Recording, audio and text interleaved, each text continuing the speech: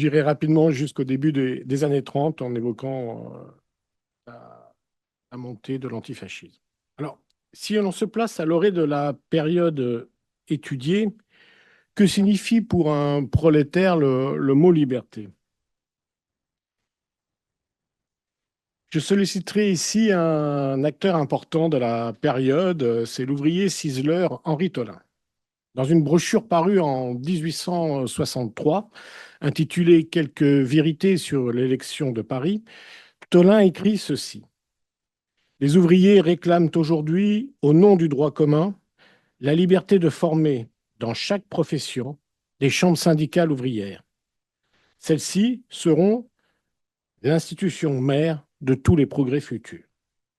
Et plus loin d'affirmer, il n'y a qu'un seul moyen, c'est de nous dire, vous êtes libres, organisez-vous, faites vos affaires vous-même, nous n'y mettrons pas d'entrave. Derrière ces propos de l'ouvrier ciseleur émergent deux idées.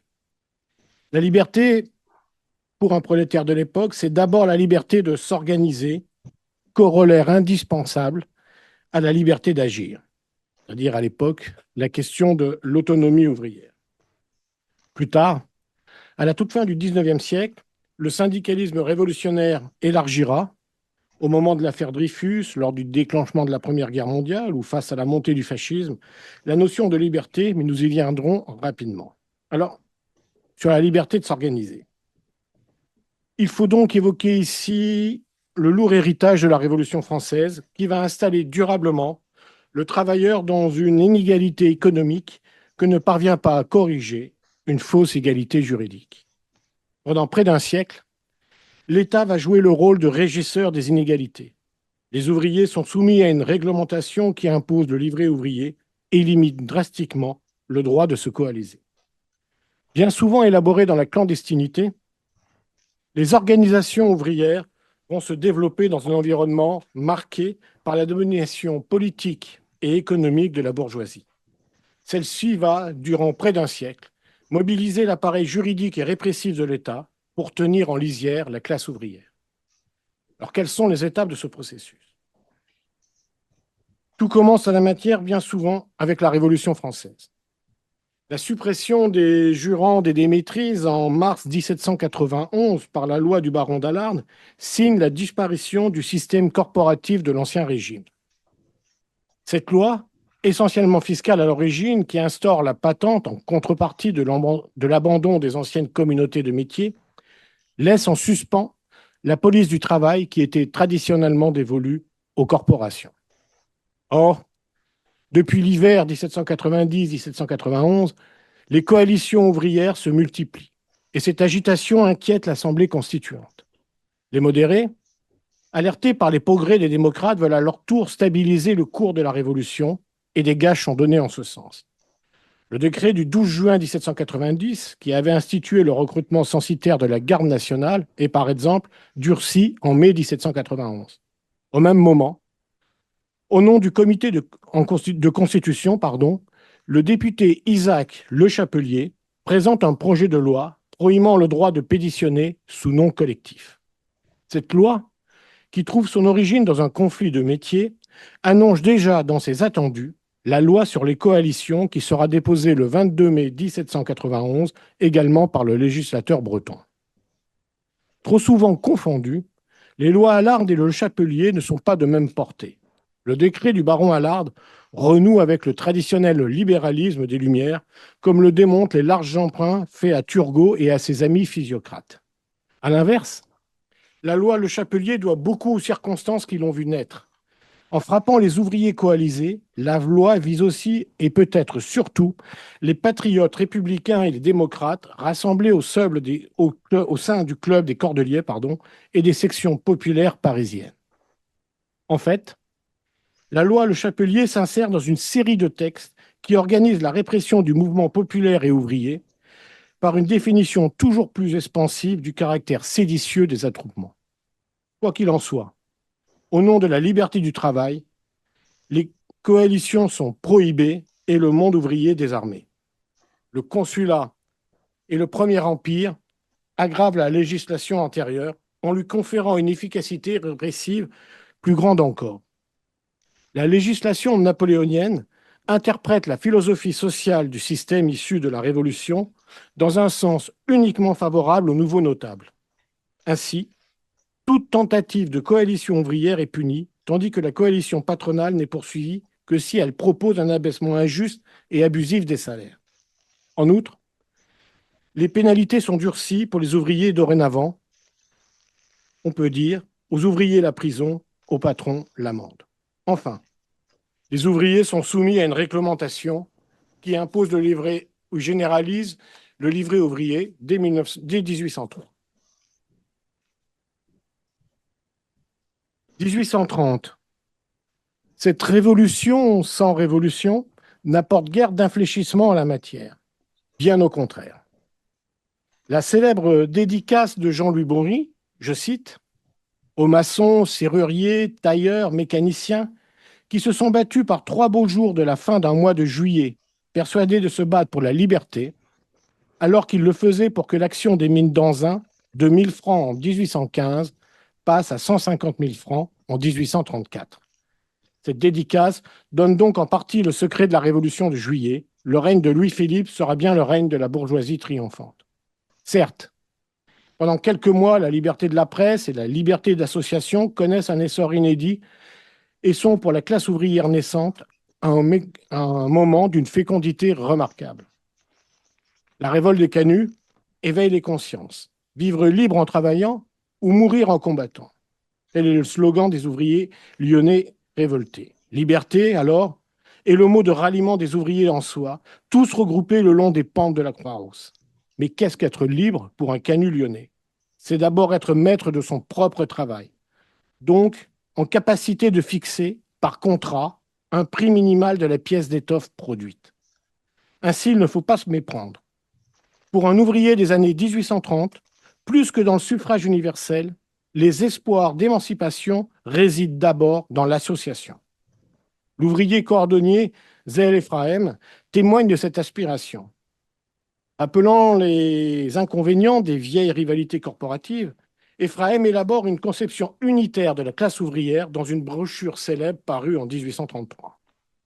Mais cet idéal de l'association va recevoir un coup mortel avec l'écrasement du mouvement ouvrier à la fin du mois de juin 1848. La République sociale n'est pas encore à l'ordre du jour et la loi du 27 novembre 1849 réaffirme l'interdiction de la coalition ouvrière et patronale. Publié en février 1864, le Manifeste des 60 donne au mouvement ouvrier son programme, la nécessité d'une organisation autonome. L'empereur réagit positivement et pour se concilier les grâces du mouvement ouvrier, il promulgue la loi du 27 mai 1864 qui dépénalise partiellement la coalition. On peut donc parler d'une liberté de coalition, mais rien n'est changé quant aux règles restrictives qui concernaient les réunions ou les associations. La protection de la liberté du travail est même renforcée contre les violences et les menaces. Ces réserves faites, le flux désormais sera toujours supérieur au reflux et dès 1868, les chambres syndicales sont tolérées, alors que dans le même temps, l'usage du livret ouvrier tombe en désuétude et il sera abrogé en 1890. Une proposition de loi relative à la reconnaissance légale à l'organisation et au fonctionnement des chambres syndicales patronales et ouvrières est déposée le 4 juillet 1876 par Édouard Simon Dilocroix. Le texte reconnaît la liberté d'association, mais la personnalité civile n'est toujours pas reconnue au syndicat. Quel accueil le monde ouvrier réserve-t-il à ce projet? Le congrès corporatif qui s'ouvre à Paris, salle d'Arras, le 2 octobre 1876, apporte une réponse dénuée de toute ambiguïté. Vivement discuté, le projet Locroix est rejeté très largement par les congressistes. Les articles 5 et 6 du projet cristallisent les mécontentements. L'article 5, par exemple, dit « Tout syndicat professionnel de patrons ou d'ouvriers devra faire une déclaration contenant ses statuts, le nombre de ses membres, ainsi que leur nom et adresse. » Ah oui. L'article 6, à défaut de déclaration ou infraction, les membres du conseil syndical seront passibles d'une amende.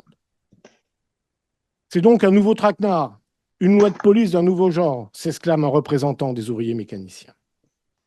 Finalement, il faudra attendre 1884 pour que la liberté syndicale apparaisse seulement avec l'article 1 de la loi Waldeck-Rousseau qui abroge formellement la loi Le Chapelier.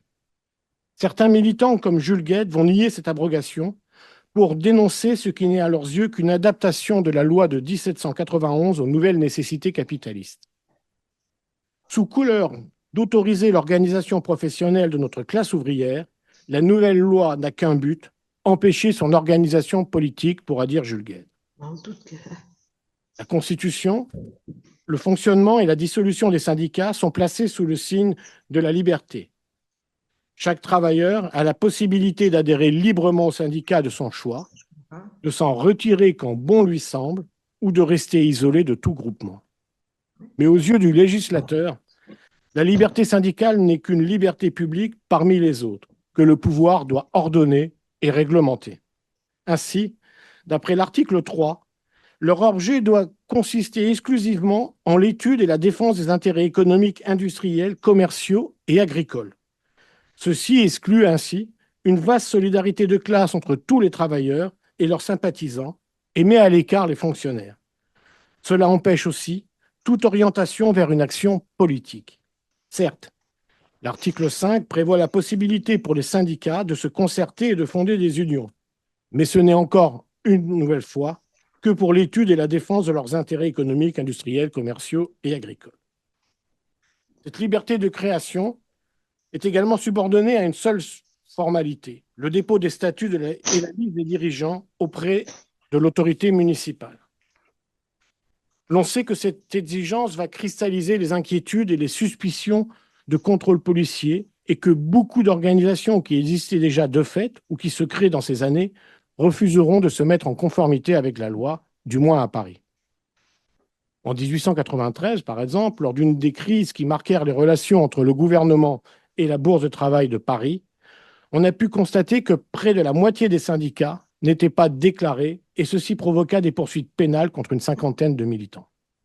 Mais en dehors de ce conflit, il faut bien reconnaître qu'il n'y a pas eu de contrôle systématique et si progressivement la plupart des syndicats vont se mettre en règle, c'est qu'ils y avaient d'abord intérêt pour accéder à leur existence juridique et s'ils voulaient rester en justice, par exemple. Après le vote de la loi de 1884, le mouvement ouvrier paraît ignorer les prescriptions du texte au niveau des congrès. Les débats se concentrent dorénavant sur l'action révolutionnaire, malgré l'interdiction du politique, et l'on se préoccupe fortement de la réalisation des fédérations et de la CGT, bien que les unions soient toujours secondaires aux yeux de la loi. Le mouvement ouvrier va essayer d'imposer sa propre vision de l'action collective. Et cela était d'autant plus nécessaire que la législation de 1884 n'avait en réalité donné qu'une faible place à la dimension collective de relations professionnelles. Bien au contraire, la législation syndicale prend grand soin d'affirmer la primauté de la liberté individuelle contre la contrainte collective et spécialement contre une vision prolétarienne de l'obligation de solidarité. Cette primauté de l'individualisme se retrouve en France dans la conception des conflits collectifs et pour la grève, c'est de cette époque qu'on la considère comme une liberté individuelle s'exerçant collectivement. Le syndicat n'a donc aucune place institutionnelle dans la grève, ni dans son déclenchement, ni dans son déroulement, et a fortiori, pas plus non plus dans sa conclusion. Malgré tout, la loi de 1884 est une loi de liberté individuelle générant du collectif. Dans un premier temps, les syndicats devront surmonter une jurisprudence hostile au caractère collectif des syndicats. Par exemple, la loi de 1892 instaure une conciliation et arbitrage en matière de différends entre patrons et ouvriers, mais exclut les syndicats de cette démarche. Mais à la fin du XIXe siècle, des éléments de droits syndicaux apparaissent qui emportent la reconnaissance de l'action collective et des droits collectifs, avec la loi de 1905, 1906 ou 1910 sur les retraites, par exemple. Une fois la liberté syndicale acquise, avec toutes les réserves que l'on vient d'énoncer, examinons maintenant l'aspiration à la liberté d'agir. J'irai plus rapidement car ici, dans le temple du syndicalisme enseignant, ces questions doivent être pour vous évidentes. Mais il faut citer ici l'action de Fernand Poultier. Certes, L'aspiration à l'autonomie ouvrière est ancienne, on la voit poindre dans les années 1860, et des penseurs sociaux comme Fourier en proposent déjà une esquisse. Mais Pelletier va donner un second éclat à l'idée d'autonomie ouvrière et l'enrichir. Pour le dirigeant de la Fédération des bourses, l'émancipation des travailleurs, donc la liberté, passe par l'association de producteurs libres. Pour Fernand Poultier, un travailleur sous surveillance et sous contrainte est condamné au rôle d'outil. Cette association librement consentie des travailleurs doit être l'œuvre des bourses du travail. Les syndicalistes mettent l'accent sur l'autonomie de l'organisation, être chez soi, avoir son immeuble à soi. Le dirigeant des bourses devient avec Aristide Briand le grand propagandiste de la grève générale et de l'indépendance du syndicalisme. L'émancipation des travailleurs ne peut être que l'œuvre des travailleurs eux-mêmes. Ce mot d'ordre de la première internationale est pris au sérieux par la première génération du syndicalisme révolutionnaire. D'où le terme d'action directe, qui s'oppose en fait à l'action indirecte, celle qui désigne l'action des parlementaires socialistes. La chaîne CGT reprendra à son compte ce corpus et adoptera en 1902 un blason où figure l'inscription bien-être et liberté. Cette référence emprunte à un vocabulaire d'inspiration proudhonienne. Pierre-Joseph Proudhon prononce en effet le 31 juillet 1848, devant l'Assemblée constituante, peu après la répression sanglante du mois de juin, il déclare ainsi: le contrat social doit augmenter pour chaque citoyen le bien-être et la liberté. Les libertaires la font leur, à commencer par Bakounine. En 1869, dans les débats de l'AIT, il note que la prospérité de la classe bourgeoise est incompatible avec le bien-être et la liberté des travailleurs. L'expression se retrouve le 19 avril 1871 dans une célèbre affiche de la Commune de Paris intitulée « Déclaration au peuple français ». On peut y lire que le but commun recherché est le bien-être, la liberté et la sécurité de tous.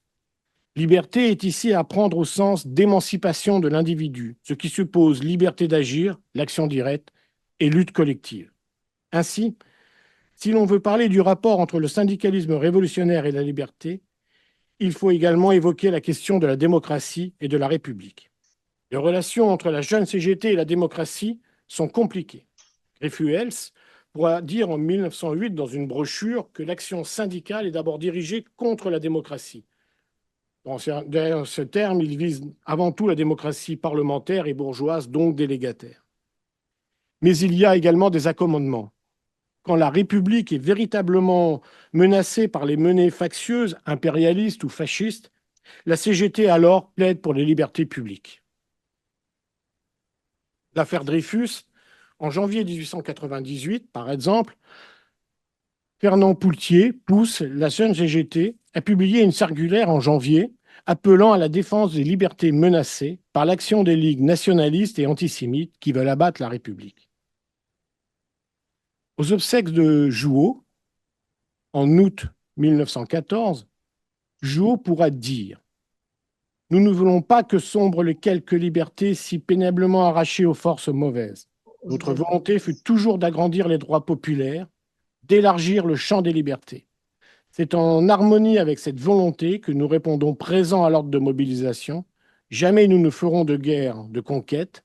Nous serons les soldats de la liberté pour conquérir aux opprimés un régime de liberté. Avec la Première Guerre mondiale, les relations entre l'État, la démocratie et le syndicalisme vont connaître de sérieux ajustements. Certes, beaucoup de libertés sont suspendues. Millerand, en 1915, à une délégation de métallurgistes, dira: il n'y a plus de droits ouvriers, plus de lois sociales. Il n'y a que la guerre. L'interdiction des grèves dans les usines et intéressant la défense nationale, par exemple, est décidée. Mais parallèlement à ce recul des droits, se développe l'idée que la loi doit être le remède aux revendications sociales, mouvement qui donnera naissance à la reconnaissance juridique de droits collectifs et qui va permettre d'étendre la capacité juridique des organisations syndicales. Au début des années 30, l'arrivée au pouvoir d'Adolf Hitler fait réfléchir les responsables syndicaux. Le 30 janvier 1934, par exemple, la commission administrative de la CGT déclare: Les libertés publiques seront défendues, et s'il le faut, par la grève générale. La nuit d'émeute du 6 février 1934 par les groupes nationalistes va donner le coup d'envoi de l'action antifasciste qui donnera naissance à la dynamique unitaire des forces de gauche organisées. Dans la nuit, la Fédération postale appelle à la grève générale, rejoint au matin par la CGT, qui appelle à soutenir le gouvernement Daladier par une grève générale. Mais la démission de Daladier pousse la CA de la CGT à publier le 7 février un appel à une grève générale de 24 heures pour le lundi 12 février.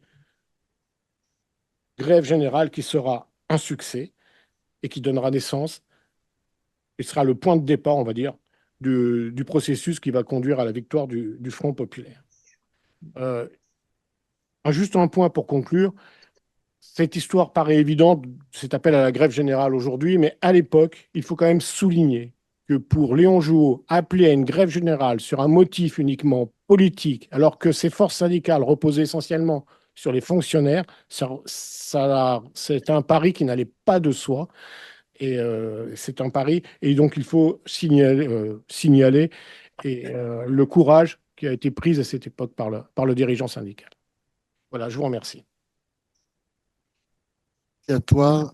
Du coup, Jouot, que tout à l'heure tu avais fait mourir en 1914, est revenu à la vie. C'est Jouot que j'ai dit au lieu de Jaurès? Pardon. Merci beaucoup, Jérôme.